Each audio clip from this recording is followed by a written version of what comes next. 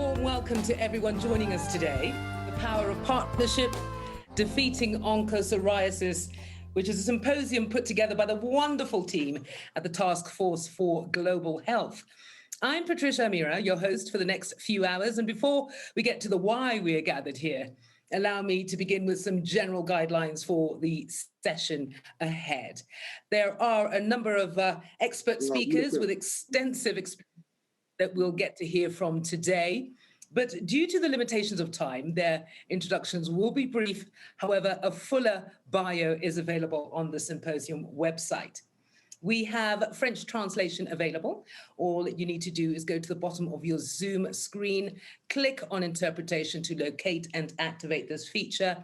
If you're having any problems, please let us know via the chat box that is on Zoom.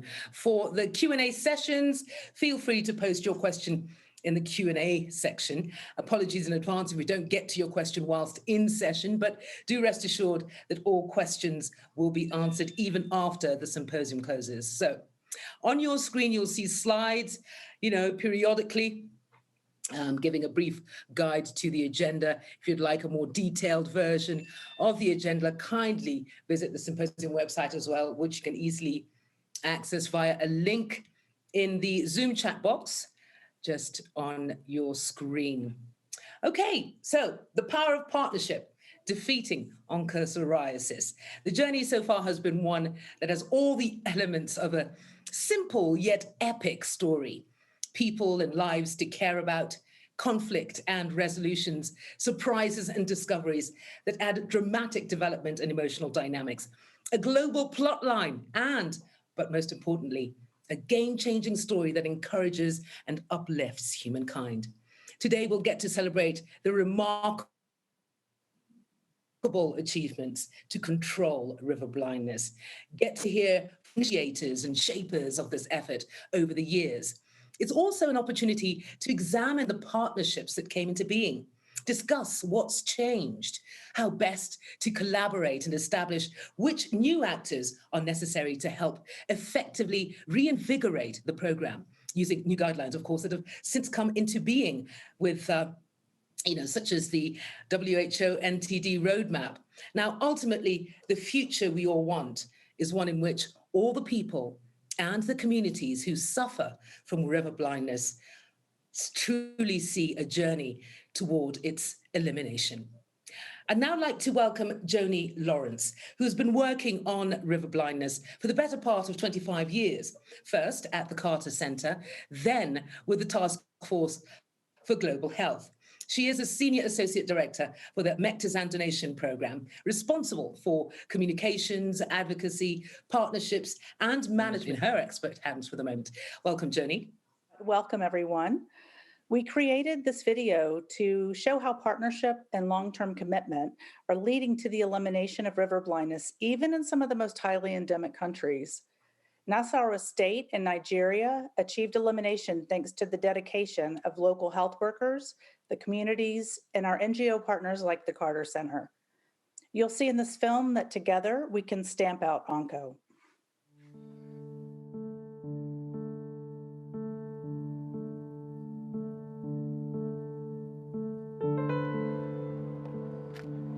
Initially, neglected tropical diseases were neglected because it was thought maybe it is the diseases of the poor, the rural people.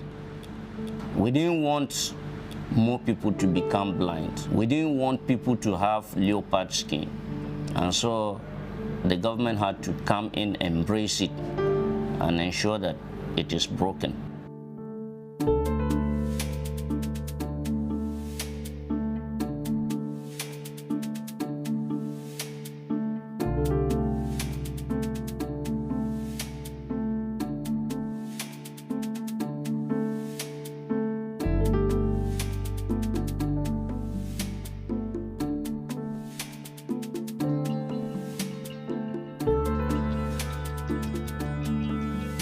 Every eligible person in the community and in the endemic LGS have been quite covered effectively so that nobody is left out.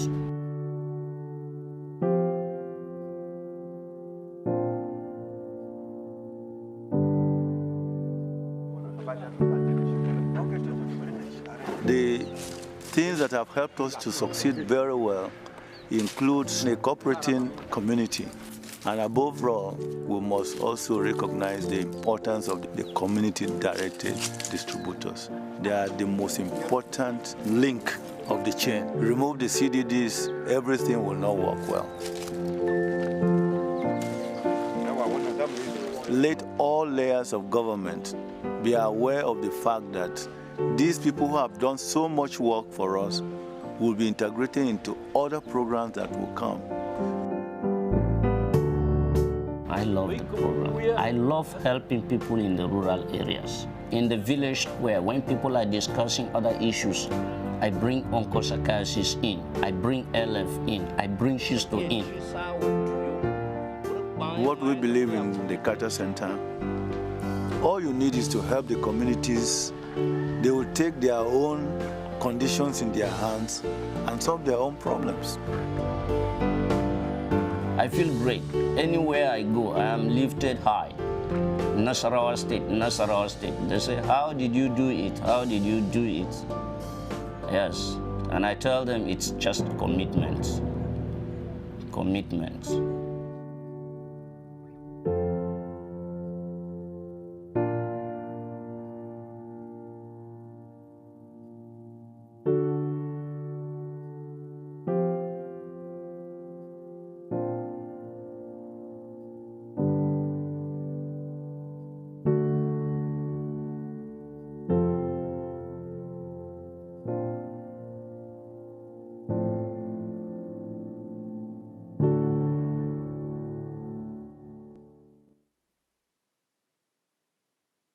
Good morning and welcome.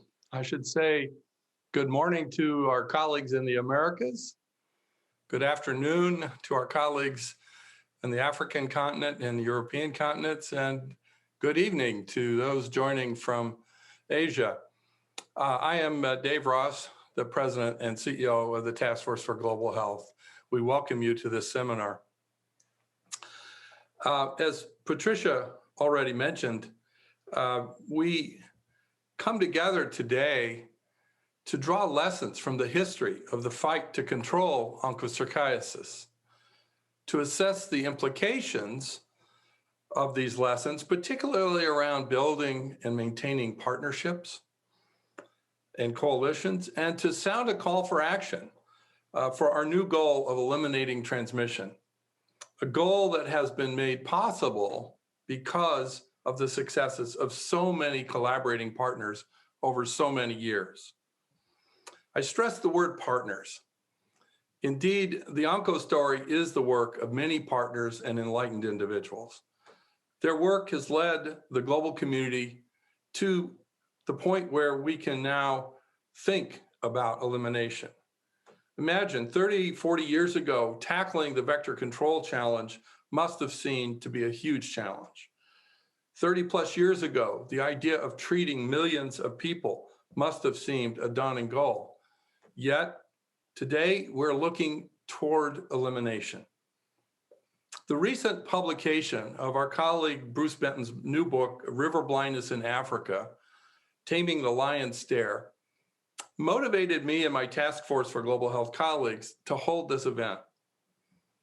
We are particularly indebted to Merck, the donors of Mectizan, a drug that has worked miracles for millions, and to our Mectizan donation program for their contributions that were critical to making this event possible.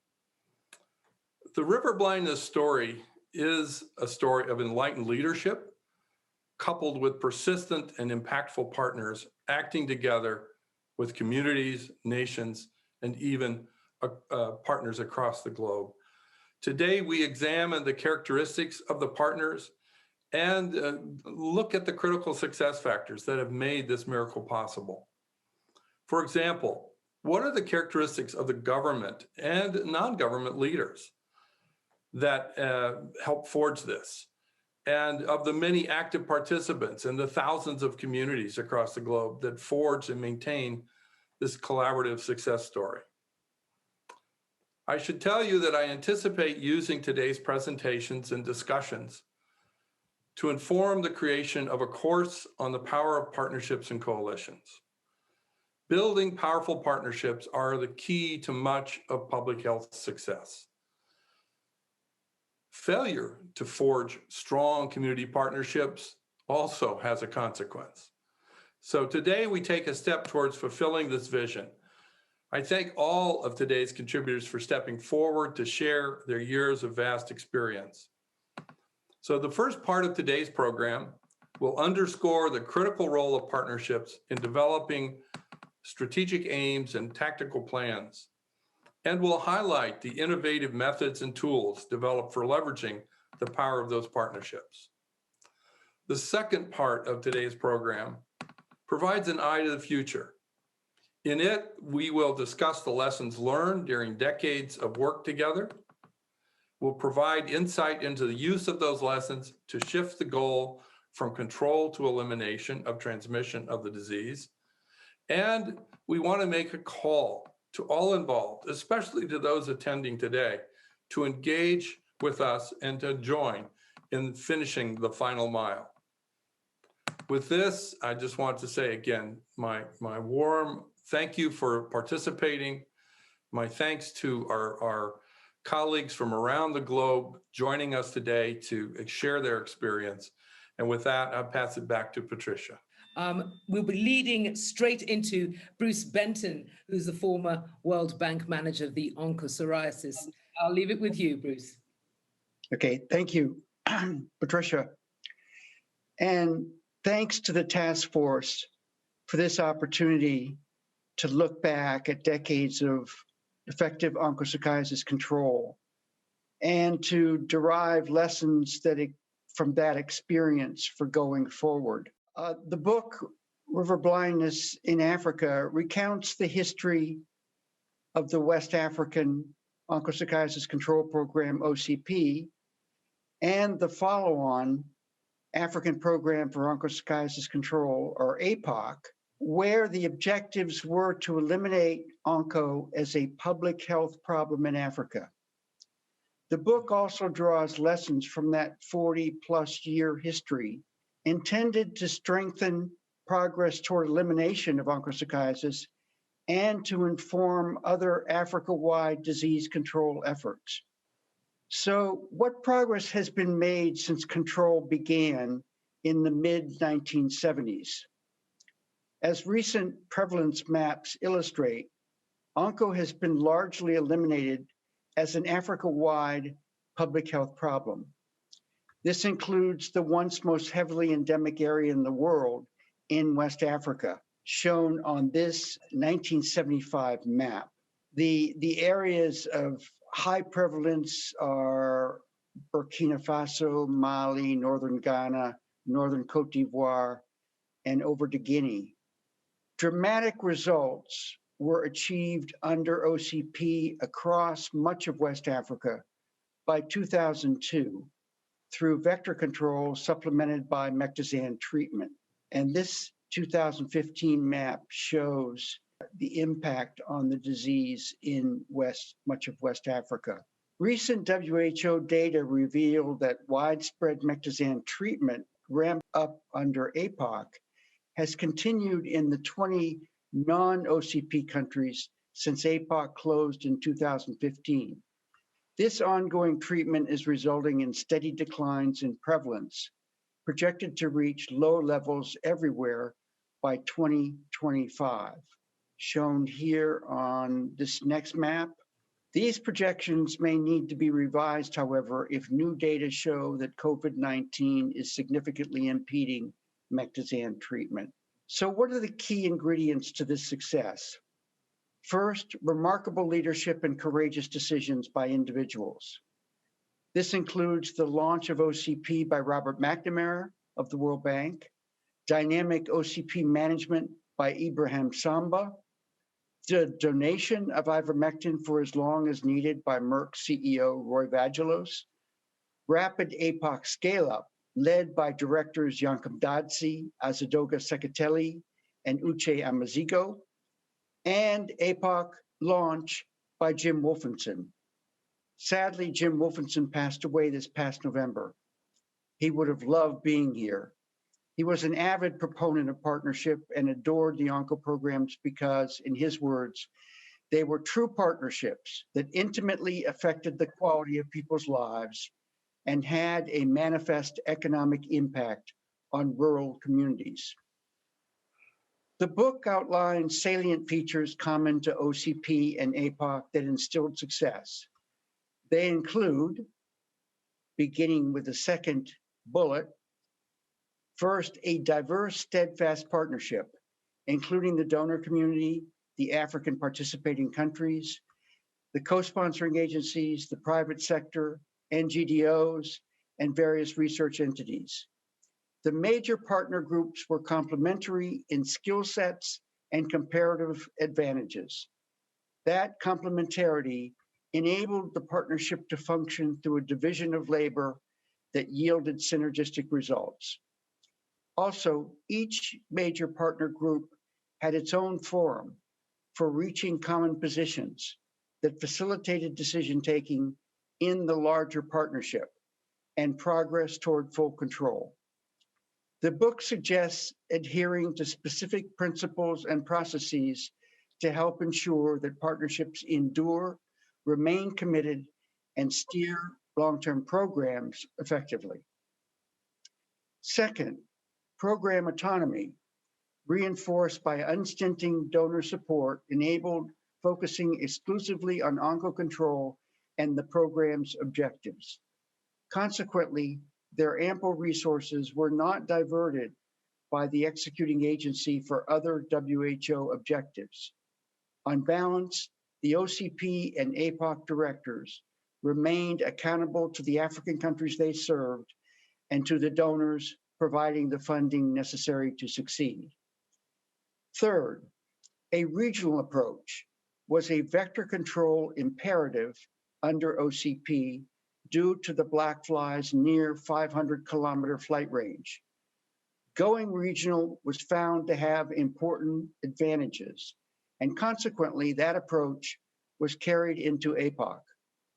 The advantages included comprehensive control by covering potential weaknesses in the control strategy, such as cross-border areas and countries lacking bilateral donor support, equity and burden sharing across the participating African countries, and the output of high-value regional public goods, such as Africa-wide operational research and an innovative method for community-directed Mectizan treatment. Fourth, a built-in capacity to mobilize funding was critical in seizing major new initiatives and overcoming crises. Timely inflows of substantial donor funding supported doubling the size of OCP, defeating insecticide resistance, and rapidly scaling up APOC. Key to this capacity was the World Bank-managed Onco Trust Fund. This mechanism enabled the pooling of non-earmarked donor contributions that provided the financial flexibility to target priority areas and activities to maximize control. Fifth, operational research was financed and carried out within the programs and by the Tropical Disease Research Program, or TDR, to respond to implementation needs and prepare for new initiatives. Through it, new larvicides were discovered to overcome black fly resistance and avoid crippling control throughout West Africa. Operational research developed and deployed state-of-the-art computer modeling to guide control operations for both programs. Timely TDR-sponsored research enabled Mectizan treatment to be operationalized across Africa and produced findings critical to the establishment of APOC. Sixth, development. Control increased human productivity by reducing disability, leading to rising incomes for the rural poor. It opened up vast areas of arable land near rivers in West Africa that could not be inhabited or cultivated due to the disease. The combination of more productive labor, greater arable land, and spontaneous resettlement of onco-controlled areas resulted in substantial increases in agricultural production. That production expanded exports of cash crops, such as cotton, that contributed to economic growth in the OCP countries. There remain opportunities for new policy initiatives and projects in sub-Saharan Africa to capitalize on the development dividend from successful onco-control. It's important to recognize the major exogenous factor contributing to onco success: Merck's discovery and donation of ivermectin. The research of Bill Campbell and the commitment to donate ivermectin have been game changers. The drug enabled OCP to be brought to a successful conclusion on schedule and APOC to be launched and scaled up. Effective control in the 20 non-OCP countries probably would have been impossible without ivermectin. It is also important to recognize that while the African control effort has been successful, there is much further to go. Research has shown that mectizan treatment by itself can eliminate onchocerciasis, but the new WHO NTD roadmap indicates that it will probably take at least another decade to achieve continent-wide elimination. Virtually all the required technical knowledge is known, and the tools are available to accomplish this goal. However, several of the institutional features of success mentioned earlier have withered since APOC ended in 2015, notably program autonomy, the regional approach, and fund mobilization capacity. It is now up to the experts and the wider international community to revitalize the onco partnership by building back these salient features to enhance prospects for achieving total victory without undue delay. Thank you. Well, if you haven't already, you must get yourself a copy. River Blindness in Africa, Taming the Lion's Stare. And as you heard there, containing numerous enriching insights into how successful partnerships can work towards great positive change on the ground where it really matters. Congratulations once again, Bruce. And Bruce will be on hand throughout the symposium to answer any questions you may have. And much of what he mentioned in his session will no doubt be discussed as we go through the agenda today. Now, as we celebrate these achievements, it truly makes a difference to hear it firsthand, as we've just heard from Bruce. Roy Vagelos is the former chairman of the board, president and chief executive officer of Merck. It was he that also took the unprecedented decision on mectizan, what Bruce termed courageous decisions, or one of the courageous decisions. Let's listen in to what he had to say about it.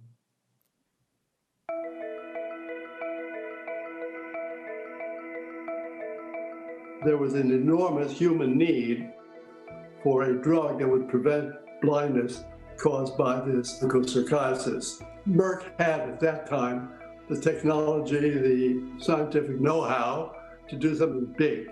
Then we had the human element, and that is what a vast number of people could benefit from this while taking a tablet, perhaps even once a year. To me, it was a once-in-a-lifetime opportunity for a company. The right partners are critical, right at the start and throughout the program. And the right partners, as it turned out, were the World Health Organization. The World Bank was absolutely critical. And the Task Force for Global Health were very, very important. The key person at the beginning of the distribution program was Bill Foege. He pulled together the expert committee, which would receive requests from different villages and countries for the drug, and that oversee the distribution, largely making sure that people who were to receive the drug were documented and would be invited back for the next year's dose. And because of his connection to the Carter Center, he brought in President Jimmy Carter, which was wonderful because President Carter became our chief salesman in Africa, in sub-Saharan Africa. where this disease is so prevalent. Jimmy Carter was there to tell them this was a drug that would benefit them. The broader partnership developed because it was obviously such an important drug which would prevent a terrible problem, blindness. So it brought people who were in various health-related NGOs to come together, to work together for a common good. My hope for the countries who are involved in the programs is that they will persist and continue. It takes persistence of those people making the drug available, those people doing the distribution, and the people who are on the ground receiving the drug. These are diseases, both river blindness and lymphatic filariasis, that are capable of being eliminated.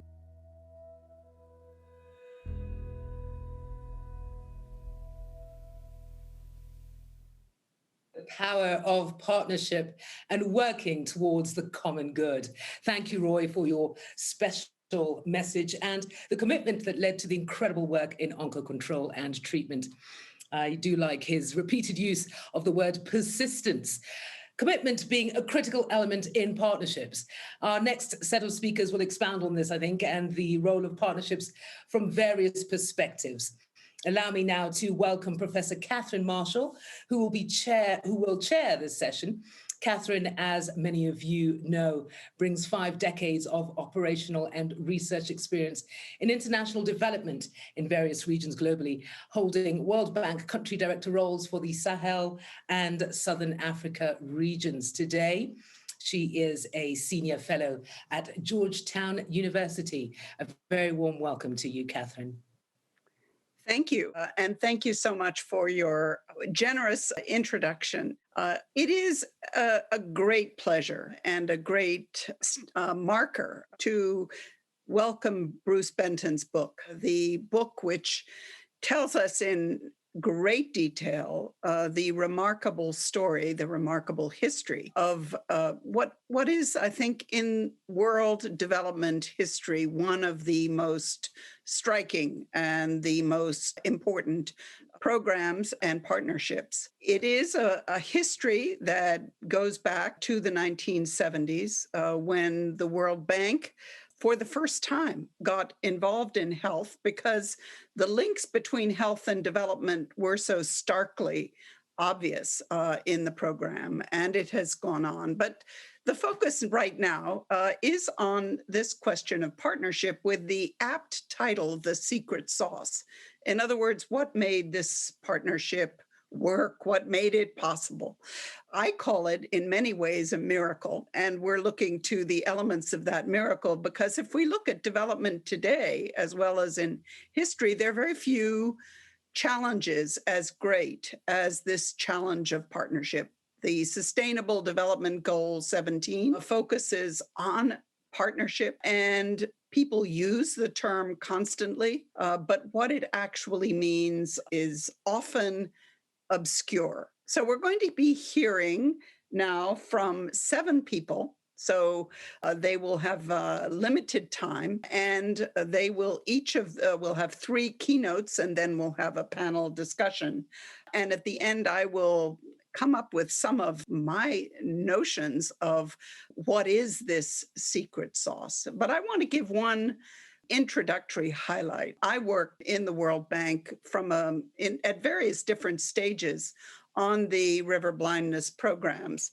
But for many years, I worked with Bruce Benton. Bruce played a very critical role. In many ways, as I thought about this challenge of partnerships, it really came down to people.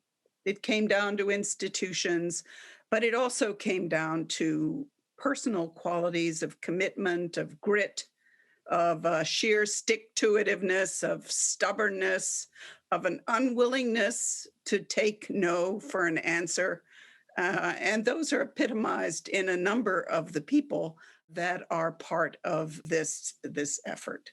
So with that, I will turn to the first of the three keynote speakers, Jean-Louis Sarbib, who is a colleague and dear friend who played many roles at different times within the World Bank in making sure that this partnership worked in solving the many problems that stood in the way. He has taken many roles since he left the World Bank. You have his bio, but with that, let me turn to Jean-Louis. Thank you very much, Catherine, for this kind introduction. Thank you to the Task Force on Global Health for organizing this. It's almost like a family reunion. And I would like to, first of all, as Catherine just did, recognize and thank Bruce for having really given a very comprehensive and scholarly review of a story of compassion, a story of competence, a coordination, and creativity. And Bruce just outlined some of the ways in which he has drawn lessons from this decades-long partnership. And from the point of view of a long practitioner of development, I would like to share with you 5 main takeaways that I had. Bruce has done it very comprehensively in the book, but what I wanted to do is what, after almost 3 decades in development, what spoke to me in this book. First of all, time. The fact that development is a long-term process. It takes decades of grit, as Catherine just said, and to get to real, lasting and sustainable human development takes decades. And yet, what we see increasingly in the world of development is a very justified need for results, but results quickly. And often there is a disconnect between the stick-to-itness that Catherine just mentioned and the realizations of objectives. Think education, think health, think climate change. Those are not things that can be achieved very quickly. So the time dimension, the fact that over decades this program was able to continue is a clear lesson for me of what a successful partnership needs to be. The second is clear and operational objectives. It was not simple, and those of you who have read the books is how complicated it was to really diagnose the disease and get everybody to participate. But it was a very simple set of objectives that people stuck to, but not in a rigid sort of way. And the characteristic of the program, which Bruce has wonderfully described in the book, is the ability to adjust to challenges, to adjust to circumstances, and to do this with, again, a basis of evidence-founded decision-making. And the role of the operations research program was absolutely essential. Once a challenge was identified, then the people went and designed experiments, found solutions that were tested on the ground, and were able to adjust and to do this. We talk a lot these days about adaptive management, and it's one of the new mantras of development. The ONCO program did adaptive management without knowing the name. And that is another very important solution to good and tested programs. Now, partnership means a lot of things, but I think that what happened, and in some ways we can see in the very program itself how differently partnerships can work depending on how they are put together. In the beginning, what really struck me when I was participating in meetings was the sense that everybody knew their job, everybody knew their place, and there was mutual respect and acceptance of the delineation of responsibilities because they were based on comparative advantage and demonstrated expertise. So it was very important to have all of this establishment with an independent top that was accepted as legitimate because it did not have any vested interest. And the vested interest was the success of the program without any turf battles. And that had to do with the independence and the fact that in many ways the program had the chance and the curse of not being part and parcel of the establishment of any of the participating agencies. So it had its own independence and was able to draw on the agencies without being part of the internal battles that are too often what happens in the agencies. And then there was the role of the private sector, which everybody talks about today, but that was done in a very different manner because it was a private sector whose only vested interest was the health of people. The fact that Merck and then others decided to give the drug for as long as needed for free was an extraordinary decision that is rare to mention today in the public-private partnerships, where the private sector comes in there also with profit-based motivations. So I think that whether this is a replicable feature in other partnerships is something, to my mind, that remains to be seen. But it was extremely important, and the fact that there was transparency and trust because everybody was able to see, and Bruce documents it wonderfully in the program, in the book, how everyone's contributions were used.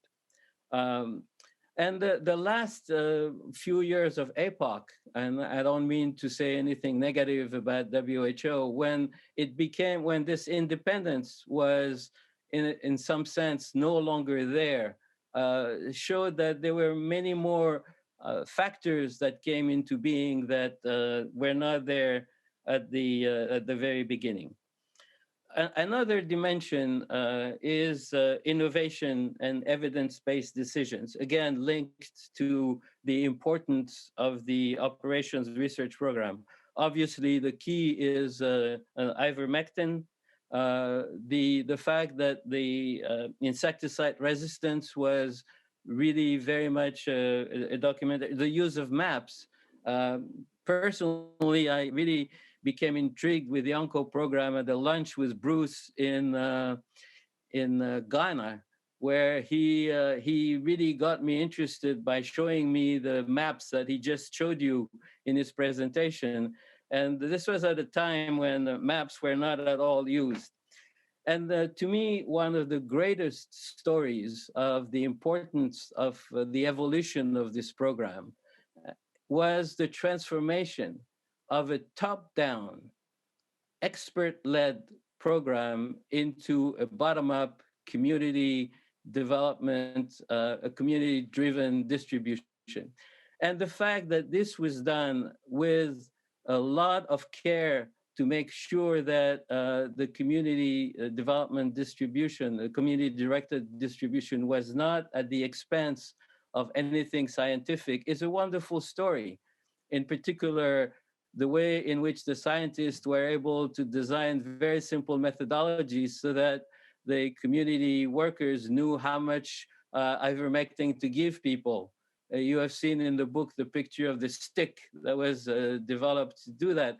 So this is a real example of mixing science with community-driven, because no one will know a community better than the people who live there. And you saw the pride in the video of the community worker that was very proud of the results that he had achieved for his community. And finally, the most elusive element of a partnership is leadership, and leadership at all levels, well, we heard Mr. Vagelos, we heard the role of Robert McNamara, we heard what Jim Wolfenson did. And that was important to give at the very top level of this organization the sense that what the UNCO program was doing mattered, even though it was not directly in line. And also the wonderful people here today, the people who led the program, Samba, Seketeli, Anazigo, all these people, each in their own way, were leaders who knew how to fight, as Catherine said, but also how to listen and how to adapt their views, always because the objectives were so good and were so clear. So my sense is that a lot has been learned, and a lot needs to be continuing to be gotten out of this program, because today some of the big global programs, whether it's the Global Fund or Gavi or the Global Alliance to Improve Nutrition, have some but not all of these partnership dimensions. And my hope is that together with the new roadmap, that we will continue to explore and learn from this program, so that the wonderful miracle, which is not so much a miracle as a story of great determination and human ingenuity, will also be applied to other partnerships. So again, thanks to all of you who have been part of making hard work look like a miracle. Thank you so much, Jean-Louis. I think you've brought in many of the critical elements that we're all grappling with, and it shows how Bruce's book has really inspired us all to take a look at our own histories and at some of the big problems that face us. Let's turn now to Tori Godol. He is an expert in public health. He also has, I think, the perspective and insight of some of the many partner governments, the donor community, as it's called, that, again, persistently, creatively, with energy and determination, made this work. So over to you. Thank you very much, and so good to see so many old friends and colleagues today. I would like to divide my short intervention into three. One is the personal experience around Roy Vagelos' decision and what happened subsequently. The second is what I see as the characteristic successes of the partnership around the river blindness. And the third is its application to other areas of global health. So in the beginning of October 1986, I was invited to meet with Dr. Vagelos, and I was flown in by helicopter from John F. Kennedy to the headquarters of Merck. And there was also Niall Brady from USAID and a few others. And Roy Vagelos, he was a biochemist, so he made his own coffee and served us his own coffee in the room. And then he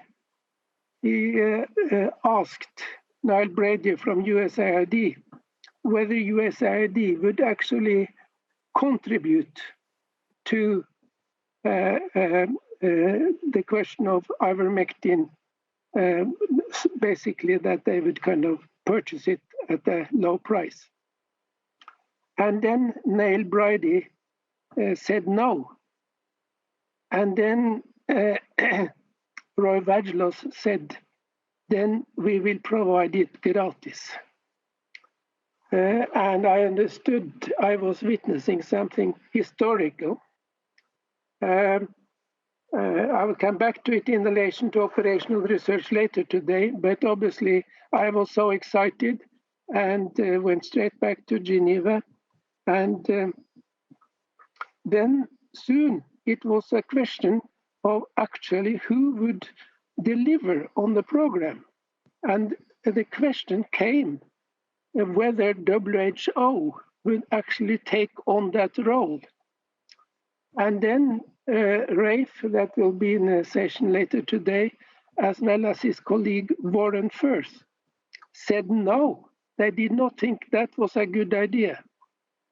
And then I was asked by Ken Brown, who I knew from Ethiopia working in Merck, who could be a good NGO in the United States that could actually help in the program, because this was also important from a so-called 501c3 rule.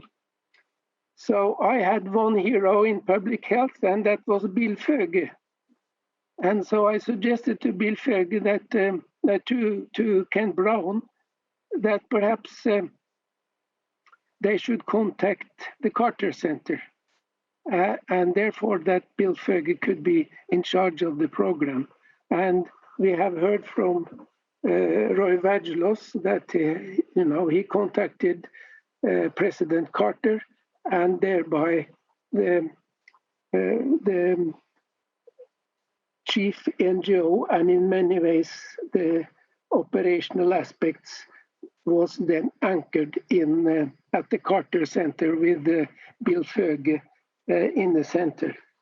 So that was my first part, just my personal memorance around these critical days. Then when I look at the partnership, and I think both Bruce and Jean-Louis has described the qualities of the partnership very much. But to me, it was underlying factors that was critical to make it a success. And Jean-Louis indicated it. The World Bank, and I would say particularly Bruce Benton and Bernard Lise, played a key role, but it was not that the World Bank was taking on the program, but they were actually providing leadership behind the scene. And one of the things that was very important in that regard was to ensure that there was a clear division of labor. So when we came to the question of operational research, they were instrumental in ensuring that OCP focused on the delivery aspects, and then that TDR would take on operational research. So I would say, and similarly on the WHO side, as I referred to, Rafe Henderson and Warren Firth, by actually saying no to be the deliverer, actually again facilitated good leadership in that program. One of the, I think, critical factors to me was that of having the CEO of a company taking on leadership.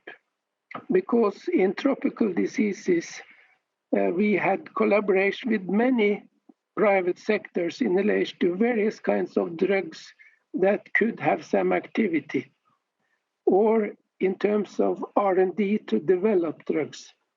But it was always at the lowest end of priority for the company.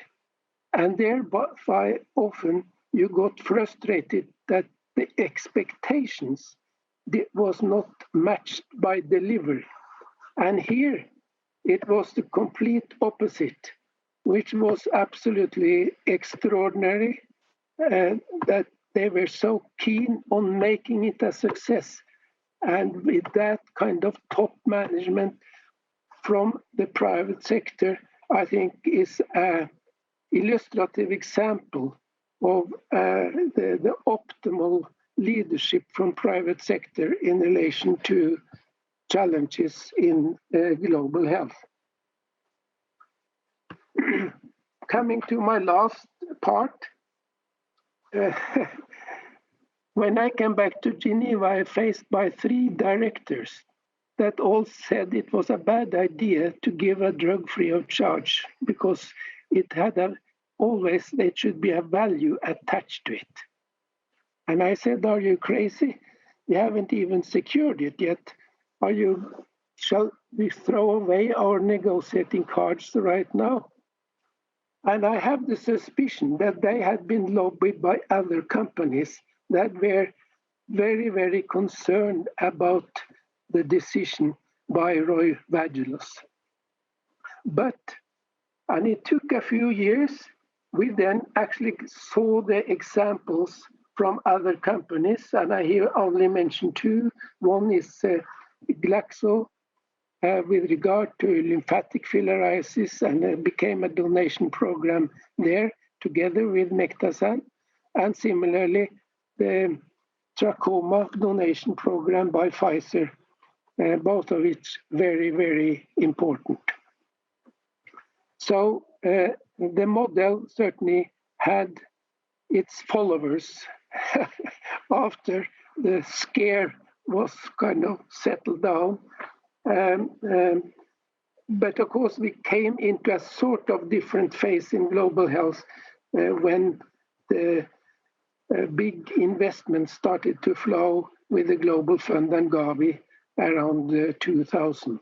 But I still believe that the lessons from the partnership in river blindness are values that applies to any effective partnership. Thank you very much. Thank you so much for the rich historical perspective. And I think you remind us that as we lived this, it was never completely obvious that there would be success. There were many ups and downs and many challenges, which I think is why this experience has so much to teach us.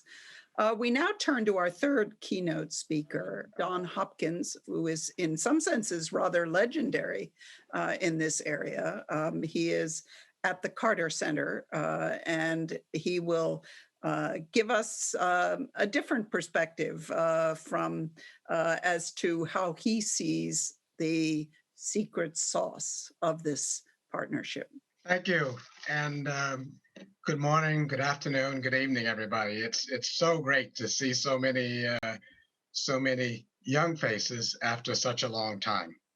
Congratulations to Bruce on his book in helping to describe and preserve for posterity this very important program and how it came about and is working towards success. As I think about my charge to look at the role of NGDOs and how NGDOs worked with the countries and the other partners here, I think of the 4 legs of the stool that was the decentralized APOC program.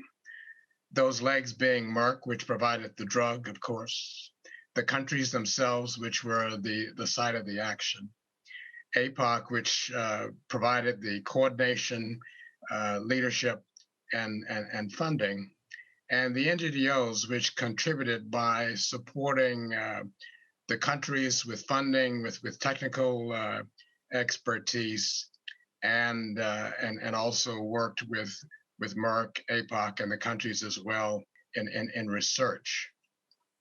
I want to acknowledge the main NGDOs that were involved, at least to my knowledge, and I apologize if I've overlooked any of them, but in alphabetical order: AfriCare, the Carter Center, Christoffel Blinden Mission, Helen Keller International Eye Foundation, and Sight Savers were the half dozen main international NGOs that worked with the other partners, Merck, the countries, and APOC, the NGDO part of this 4-legged stool in this decentralized program.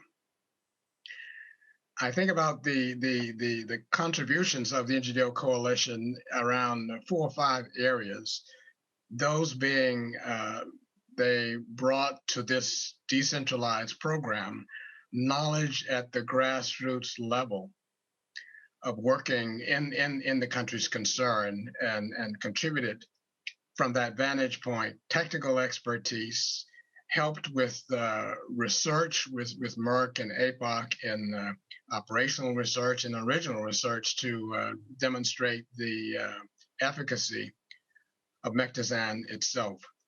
And of course, the NGDOs also helped provide some financial support to the countries.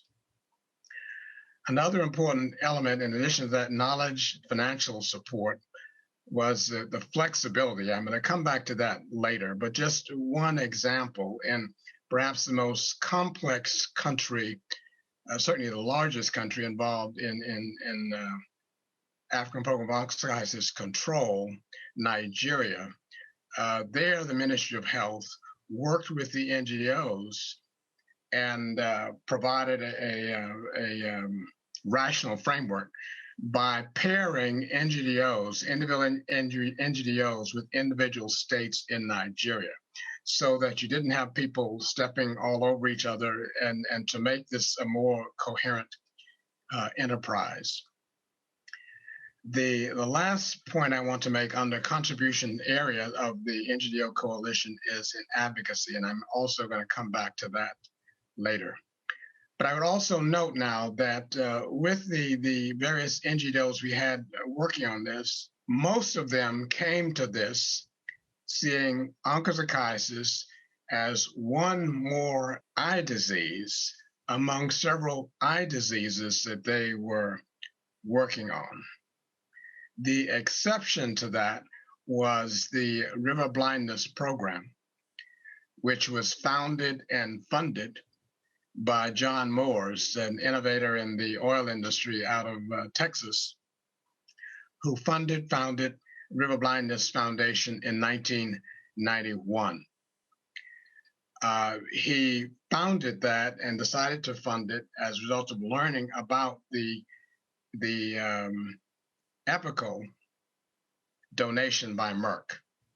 And the River Blindness Foundation, from the beginning, as the name suggests, was, unlike other NGOs that came to work in this area, the River Blindness Foundation was new, but it focused only on, at first, controlling and then eliminating onchocerciasis. So APOC then was launched in December 1995 with the goal of helping countries to establish sustainable control of onchocerciasis by the year 2010. The strategy then was to consider that the countries needed to be able to continue providing mass drug administration and health education for onchocerciasis indefinitely. The idea of elimination, except in the Americas, was not yet on the table, and so that's the way it went into it. And the general strategy also was that while APOC and the NGDOs will be providing financial assistance in greater amounts at the beginning, as APOC proceeded, the general idea was that the outside contributions from APOC and the NGDOs would diminish as country support for this sustainable program would increase. As it turned out, that balance was not achieved in most countries, even in countries that we know could have afforded to do it. Then in the very year after APOC was announced in December 1995,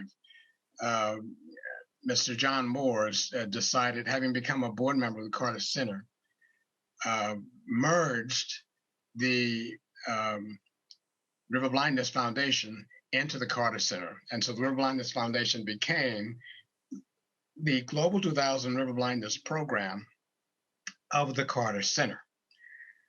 That did several things. It brought with it now into the Carter Center the programs that River Blindness Foundation had been working on, including onchocerciasis elimination program in the Americas, aiming at the 6 countries, the programs in Nigeria, Uganda, Cameroon, and Sudan.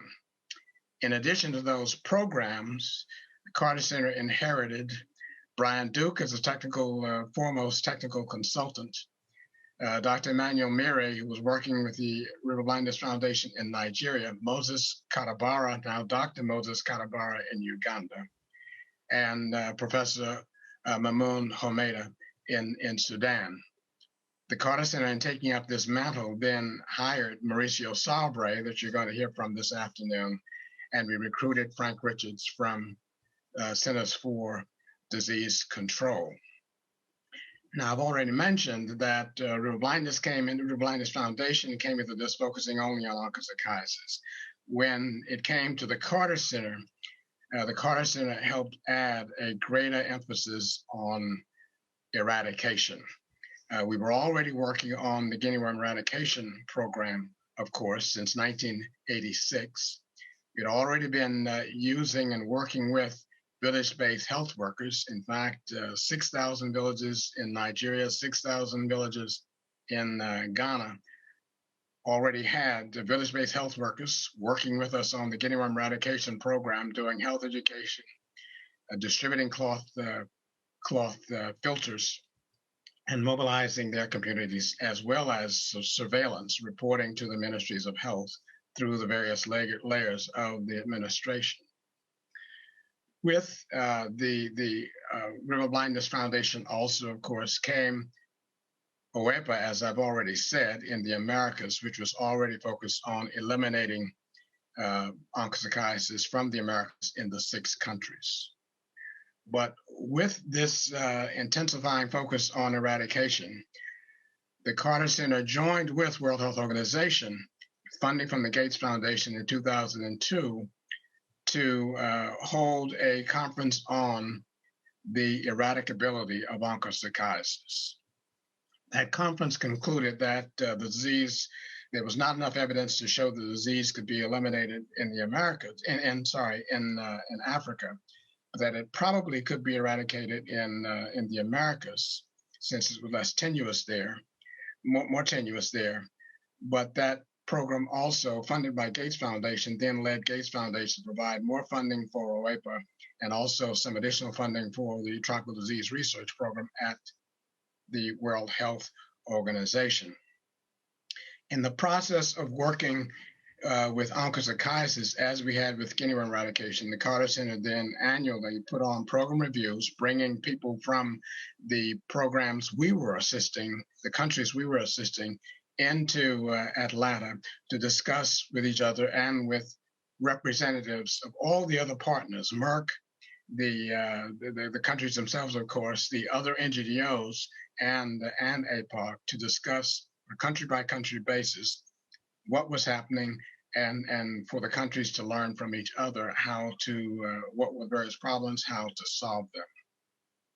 We also took advantage of at the Carter Center International Task Force for Disease Eradication in 2011 to begin pointing out the opportunities for synergy between Mass Drug Administration and health education for onchocerciasis with lymphatic filariasis as well. And already, when we recruited Frank Richards from CDC to help begin working on onchocerciasis, he and his team already began in Nigeria looking at ways of integrating the Mass Drug Administration and health education for onchocerciasis with lymphatic filariasis and with schistosomiasis.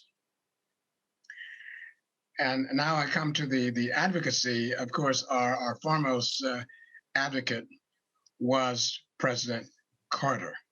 But before I get to that, let me just also note that under the idea of flexibility, it was then, as we began doing more operational research with the other partners and with the countries, by 2007, the strategy began to shift. We'd had the conference with WHO and Gates Foundation funding in 2002.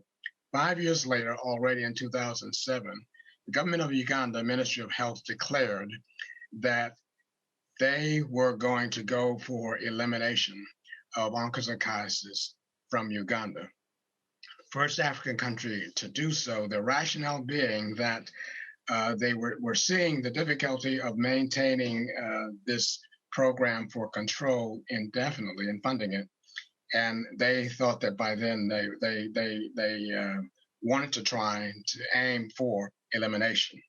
And so that started in Uganda in 2007, and they then were subsequently followed by the governments of Sudan, of Nigeria, and Ethiopia, eventually as well, aiming for elimination in Africa. President Carter, as has been mentioned already, was a prominent advocate. He also helped very much with fundraising in all of this. He personally intervened in Sudan in the name of the Guinea Worm Program in 1995 to declare, both sides to declare in that civil war a Guinea Worm ceasefire, so-called, that lasted for almost 6 months. But in addition to fighting Guinea Worm, with our partners, WHO, Government of Sudan, of course, and UNICEF and others, including NGOs, helped to begin to kickstart the onchocerciasis program. President Carter also brought on board former head of state of Nigeria, General Gowon, who primarily came to work on Guinea worm eradication, also put his shoulder to the wheel in helping onchos advocacy within Nigeria as well. President Carter, being a lion, brought in as well Lions Club International Foundation. And we used also our already established ties with Ethiopia to help bring Ethiopia, as I believe, the final African country to join APOC, into APOC as well. And so those are my thoughts about the role of NGOs. I would add one request. If anyone knows the exact date when the officials from Merck came down to the Carter Center to request Bill Foege to engage in this program, I would like to know that date. It was in the fall of 1987. But if you have the exact date, I'd like to know it. Thank you very much.